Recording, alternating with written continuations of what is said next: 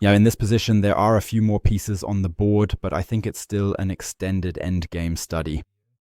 And what's special here is that there's a move involved that looks truly incredible, and you wouldn't expect it to be the right move.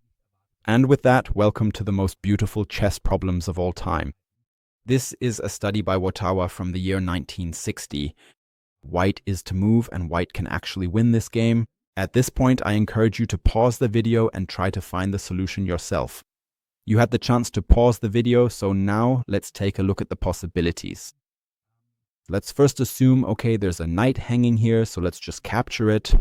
What happens? Well, now black will capture this pawn on f7, and that's actually quite an important pawn. Without it, things get a bit uncomfortable here. The white rook is under attack. We could move it away, but I won't go any deeper into the analysis here. We see, yes, white is up the exchange, but black also has 3 pawns against 1. And this is a position, you can keep playing it, but there's no immediate win for white here, and back to the original position. So we can't make it that easy for ourselves if we say here, king to a7, because then we nicely push the pawn through, and then we've won after all. No, it's not that easy. The pawn gets captured, and, well, okay, in this position, you're actually already losing. That's why we come to the only correct move, and the first move doesn't look all that remarkable yet. Here, we promote our pawn to a queen. So, at first glance, that looks quite nice. Until you realize, okay, the queen can just be captured, but that's all part of the plan. So what do we do now? Well, now we don't just capture this rook, because then we're back to... The thing is, somehow there are 2 knights and this pawn, which is also dangerously close to promotion. So just capturing the rook here isn't enough to win. Instead, we have to play an in-between check. So we capture this knight, say check, and black has to respond somehow.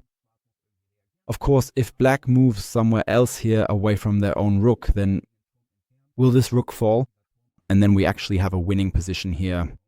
That's why black says, I'll just defend my rook, and somehow your rook also looks a bit attacked. This really isn't a good position for you, dear white player. What do you even want to do here? And this is another good opportunity to pause the video if you haven't found the solution yet, and take a look at what white can do here to win this game. So, and yes, what is this incredible move I was talking about? It's not rook takes f8, because then king takes follows. And as I said, black has a dangerous pawn here. And while the rook is superior to the knight, it doesn't have more than an equal position here. White doesn't have anything more to offer here. And now comes the only move that wins the game for white. It's a rook move, but not capturing with the rook. Instead, it simply moves cold-bloodedly to h8. And the fact that this move is the only winning move, I find that truly incredible. But let's take a look at what actually happens here. At first, you might think, okay, if black just makes a waiting move here or tries to push this pawn through, which is certainly an idea, well, no, that doesn't work. You'll get checkmated very quickly that way. That's why black will say here, okay, I really have to accept this rook sacrifice. That does seem logical at first. So what actually happens now? Yes, rook to f1. And this king actually doesn't have that many squares. And by not that many squares, I mean he has to move to g8. And now you can already sense black's piece configuration is not exactly ideal. This could turn out badly here, of course. But not if you don't rush it.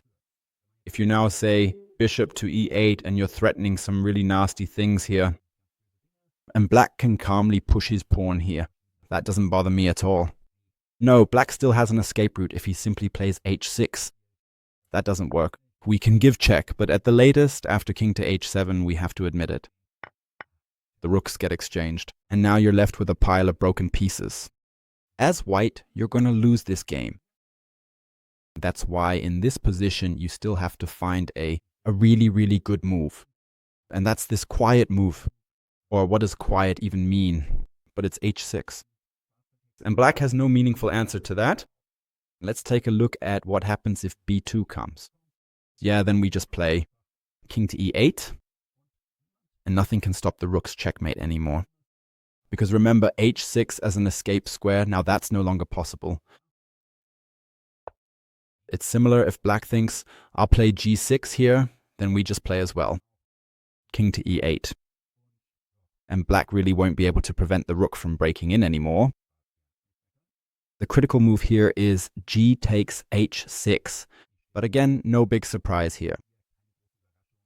We shouldn't necessarily play king to e8 here. Let's go with king to e7. Because what comes? The king will try to free himself somehow, but he can't free himself far enough. Here comes checkmate. And this pawn now standing on h6, well, it prevents the king from escaping, from somehow evading mate. And yes, black has to accept that here, even though he's down a lot of material, he was checkmated by the lone rook. That was today's study. How did you like the move rook to h8? I found it completely bizarre and surprising. Feel free to write in the comments whether you solved it. I've linked another study for you here. Go ahead and click on it if you enjoy these kinds of studies. That would, as always, make me very, very happy, and hopefully we'll see each other again in the next video.